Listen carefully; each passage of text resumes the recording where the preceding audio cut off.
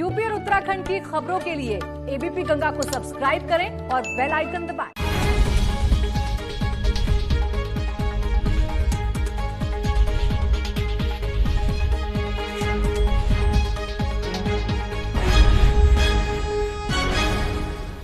क्या बात है। जी हां, आप ही के इस पसंदीदा शो में आपका स्वागत और कुमार राजेश का प्रणाम। एक ओर जहां कर्ज में डूबे किसानों की आत्महत्या की अनेकों खबरें आए दिन देखने सुनने को मिलती हैं, वहीं दूसरी ओर अगर एक स्वावलंबी और सफल किसान की ऐसी प्रेरणादायक कहानी जो पूरे भारत के किसानों के लिए एक उदाहरण, एक नजीर बन सकती है, भला आपको कितना सुकून देगी। तो देखिए खेती किसानी की अद्भुत कहानी गुड्डा भैया के।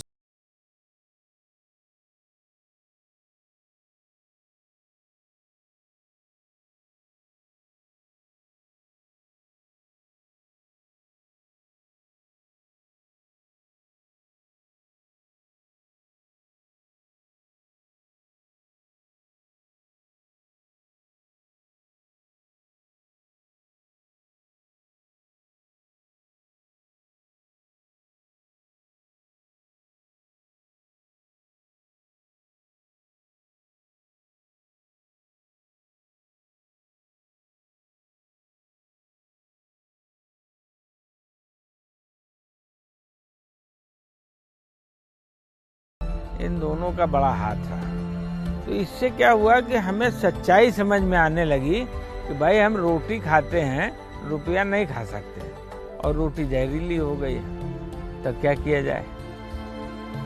साल 2002 से गुड्डा भैया की जैविक खेती या ऑर्गेनिक फार्मिंग और उसमें किए गए उनके नायाब प्रयोगों को समझने के लिए पहले खेती के सभी 7 अंगों पर नजर दौड़ाते हैं।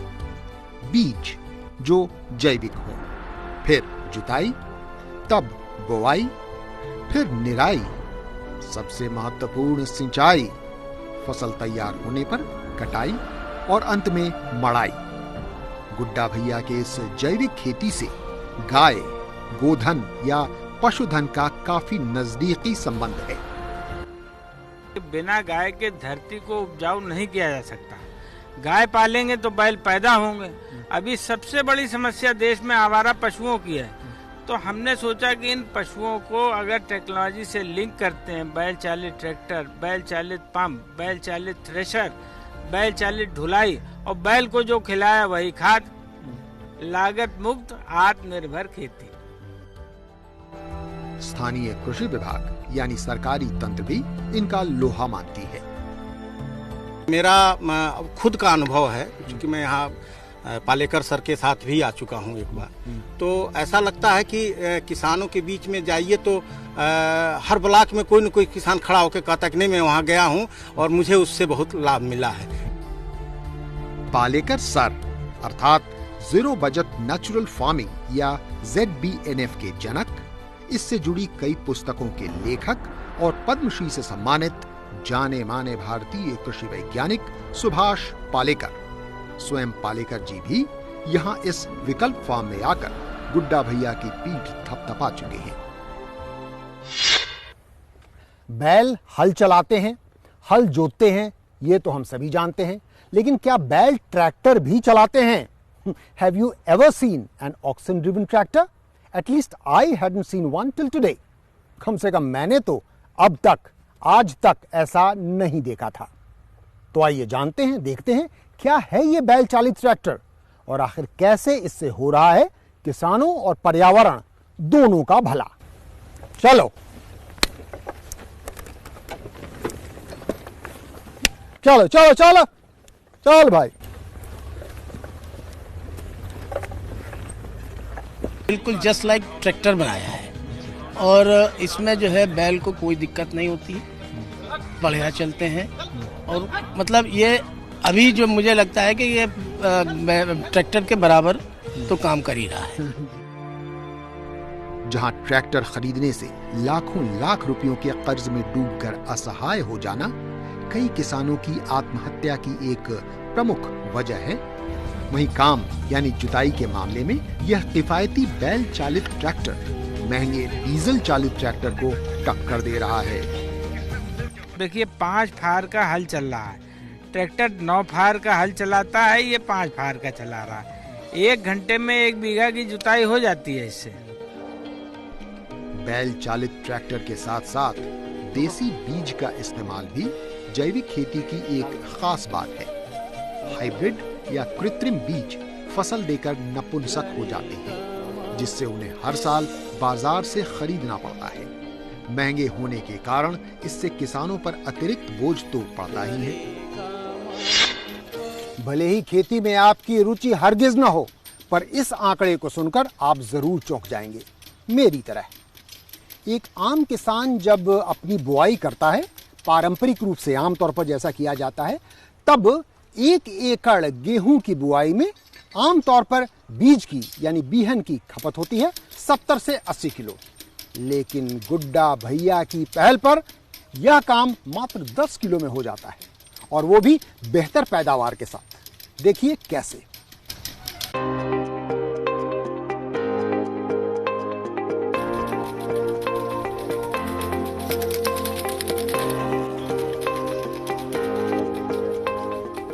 पारंपरिक रूप से गेहूं की बुआई में किसान खेत में चलते हुए बीज को छींटता है। इसमें 1 एकड़ की बुआई में 70 से 80 किलो तक के बीज की खपत होती है।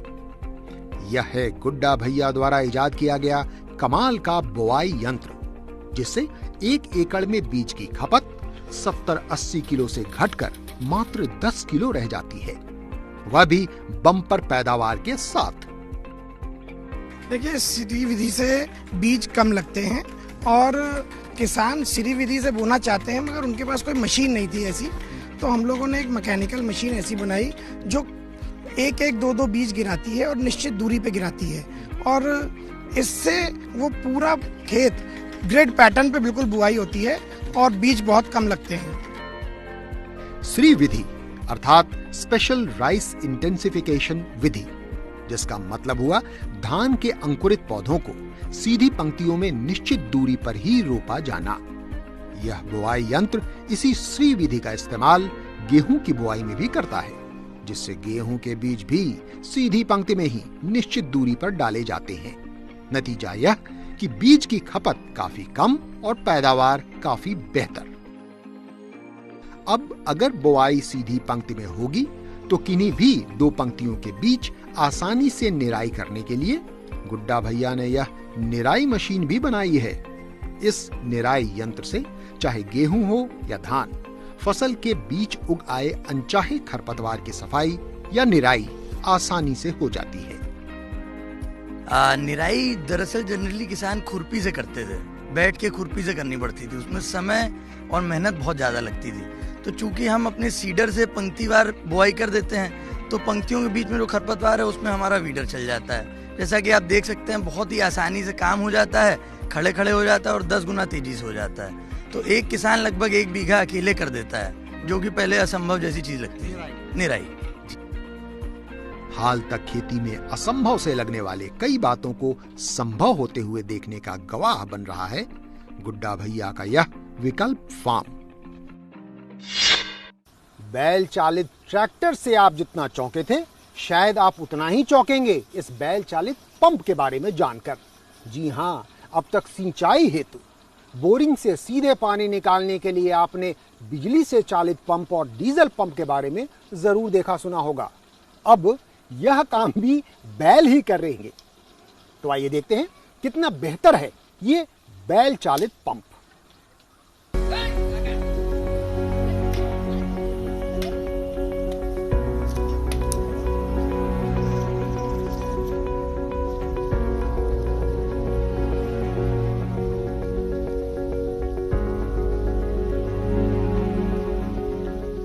खेती की सिंचाई के लिए गुड्डा भैया ने खास तौर पर इस BLDC पंप को ल्यूबी नाम की एक भारतीय कंपनी से बनवाया है।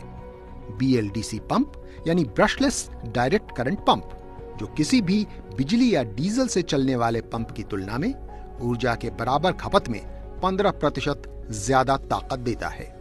अगर बैलों को आराम देना हो तो इस पंप को सौर ऊर्जा से भी चलाया जा सकता है। इस बैल चालित या सौर ऊर्जा चालित पंप से निकाले जाने वाले बोरिंग के पानी के सर्वाधिक उपयोग के लिए गुड्डा भैया को मिली रेन इरिगेशन सिस्टम वाली यह तकनीक कानपुर की ही वीके पैकवेल नाम की इस कंपनी द्वारा बनाए गए इस तकनीक के साथ बैल पंप की जोड़ी सटीक बैठती है। रेन इरिगेशन सिस्टम एक ऐसा सिस्टम है जिससे कम पानी में कम शक्ति से सिंचाई हो सकती है, कम समय में ज्यादा सिंचाई। ये कन्वर्ट हो गई एक बहुत सदुपयोगी चीज में जो देश को टोटल आत्मनिर्भर बना देगा, यानी बैल शक्ति या सौर शक्ति से और बहुत बड़ी मात्रा में पानी की बचत और उत्पादन में बढ़ोतरी। समुचित सिंचाई और उचित देखभाल के बाद ही फसल लहलहाती है। फिर समय पर उसकी सही कटाई भी जरूरी है। विकल्प फार्म में यह कटाई की जाती है साइथ नाम की इस तकनीक से। साइथ यानी गुड्डा भैया का एक और हिट प्रयोग। पुरुष और महिलाएं दोनों ही इस साइथ द्वारा आसानी से और कम समय में कटाई कर सकते हैं। हमने अपने गांव में देखा कि महिलाएं लगी हैं, सबसे ज्यादा गांव में महिलाएं खेत काटती। तो मैंने सोचा कि मैं ही इसको आगे लेकर जाऊं। बहुत बढ़िया। और सबसे ज्यादा महिलाओं को जागरूक करूं। हर साल जाड़े में पंजाब हरियाणा में जलने वाली पराली से प्रदूषण के मारे समूचे राष्ट्रीय राजधानी क्षेत्र दिल्ली का दम घुटने लगता है। सुखद आश्चर्य यह कि साइथ की इस कटाई के जरिए पराली की इस समस्या से भी छुटकारा मिल सकता है। अब क्या है, कंबाइन हार्वेस्टर चलने लगे हैं जिससे आप ये पराली की समस्या, उसका जनक कंबाइन हार्वेस्टर है क्योंकि 1.5 फुट का ठूंठ छोड़ देता है। इसमें आप देखेंगे तो पूरी नीचे से कटाई हो रही है, पूरा भूसा मिल रहा है और 10 आदमी जितना काटते हैं उतना अकेला आदमी काट देता है बिना किसी प्रदूषण के, बिना किसी लागत के। कोई डीजल नहीं, कोई पेट्रोल नहीं, कोई प्रदूषण नहीं।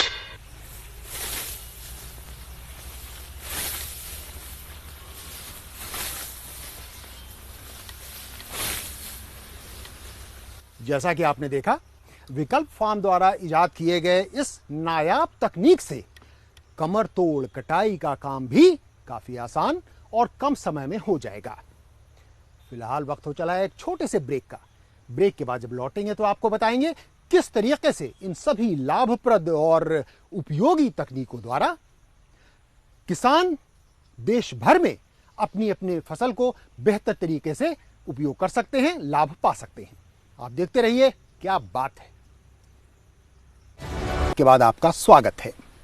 पर्यावरण की सुरक्षा के साथ साथ किसानों की भलाई के लिए इजाद किए गए गुड्डा भैया के खेती के अद्भुत तरीकों से कैसे उनके इस विकल्प फार्म के साथ साथ आसपास के किसानों का भला हो रहा है और किस प्रकार इसे देश भर के किसानों तक पहुंचाने की हो रही है पहल, आइए जानते हैं।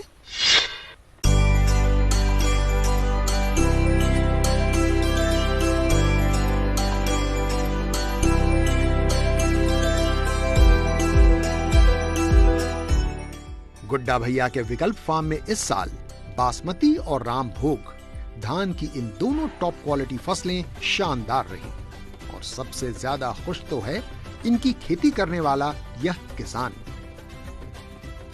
एक एकड़ में बासमती हमारा जो है 23 से 24 कुंटल तक निकला है। अरे बाप रे। और ये रामभोग कितना निकलेगा? ये रामभोग भी वैसे ही निकलेगा, उतना ही निकलेगा। वाह, बहुत बढ़िया। कोई अगर न माने तो हम करके दिखा सकते हैं, देख ले। अरे नहीं, हम देख रहे हैं भाई, आपसे लंबी आपकी फसल है। ठीक है। वो यहाँ खेती जो होती है अन्न की अपेक्षा बहुत 2-2.5 गुना ज्यादा अन्न की फसल उगती है और ऐसा धान आसपास क्षेत्र में कहीं नहीं मिलेगा आपको। और इनका काम जो रहता है बहुत ही अच्छा है। हम चाहते हैं इस तरह का हर जगह होना चाहिए पूरे देश में, से देश का विकास होगा।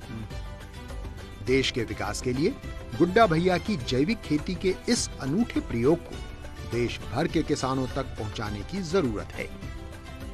दूध व्यापार और कृषि से जुड़ी कानपुर की एक जानी मानी कंपनी नमस्ते इंडिया ने इसके प्रचार प्रसार का आश्वासन भी दिया है। सभी किसानों के पास ये जल्दी से जल्दी पहुंचना चाहिए। मैं भी अपनी पूरी कोशिश करूंगा कि हम लोग लगभग 4000 गांव में काम कर रहे हैं, तो सारे गांव को हम लोग ये ट्रेन कराएं और इसको देखें, किसान इससे अपनी क्षमता बढ़ाएं। इनकी जो मशीन है बीज बोने की वो हमको बहुत पसंद आती है। अच्छा। और उसमें क्योंकि वो हर चीज बो देती है, चाहे जो वो जगह देती है, अच्छी फसल देती है। कम बीज में ज्यादा फसल देती है। जी। विकल्प फार्म की इस खेती को स्थानीय सांसद प्रधानमंत्री नरेंद्र मोदी के आत्मनिर्भर भारत के सपने से जोड़कर देखते हैं। पूरे तरीके से इसका प्रचार प्रसार हो।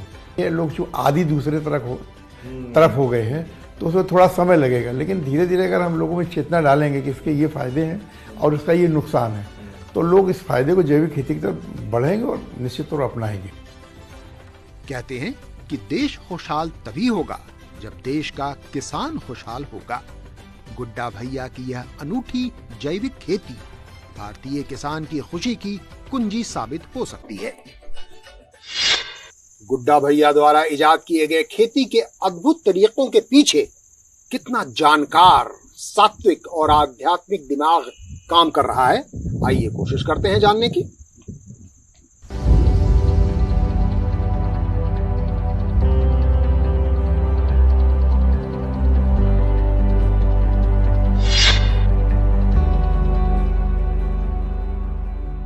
बोले सारे देश को मालूम है, हर साल खाद की मात्रा बढ़ानी पड़ती है। तो हमने कहा जिस डाल पे हम बैठे हैं उसी को काट रहे हैं, है ना, ये तो बड़ी अद्भुत बात है। तो मैंने कहा कि भाई क्या और कोई तरीका नहीं है बिना रसायन का प्रयोग किए?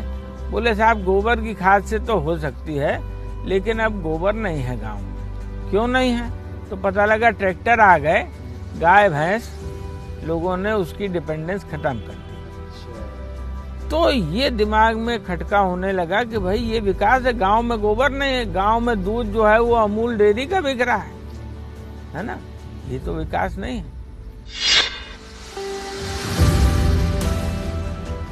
ट्रैक्टर तो 5 साल में 0 हो जाता है, लेकिन उसका मूल्य डेप्रिशिएट होता जाता है। अभी आप लेके आइए और 6 महीने बाद में बेचने जाइए तो 2 लाख रुपए कम में बिकेगा।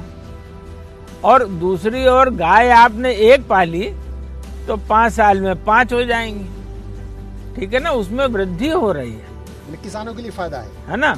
और उसको जो खिलाया वो खाद के रूप में वापस कर रही है, और ट्रैक्टर को जो खिलाया वो डीजल के जहर के रूप में, प्रदूषण के रूप में हमें वापस मिल रहा है। तो क्या चीज इकोनॉमिकल है?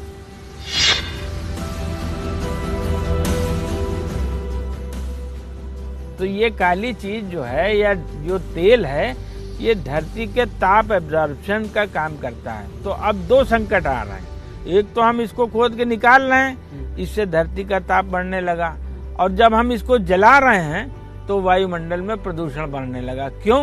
क्योंकि इन गैसेस को लेने वाले पेड़ अब धरती पे नहीं, पेड़ हम बना नहीं सकते, हम एक एटम भी बना नहीं सकते। मनुष्य को अपनी सीमाओं का ज्ञान होना पड़ेगा। कनाडा की जो क्षेत्रफल है वो हमारे से 7 गुना ज्यादा है और 3 करोड़ की आबादी है। उनको बड़ी मशीन चाहिए होगी। हम बड़ी मशीन का अगर नियोजन करते हैं तो बेरोजगारी की मतलब अति हो जाती है। अभी जो सारी सरकारों के सामने समस्याएं हैं कि खेती को हमने ओवर मैकेनाइज कर दिया। गुड्डा भैया के मुताबिक देश भर के रोजगार की समस्या का खेती से बड़ा कोई हल नहीं।